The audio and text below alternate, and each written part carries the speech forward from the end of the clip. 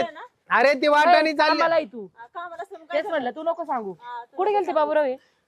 हे दोघं बी नगरला गेले होते हा हा ही बी आणि बी आणि राख्या बी हा, तरी दोघं गेले बी ना?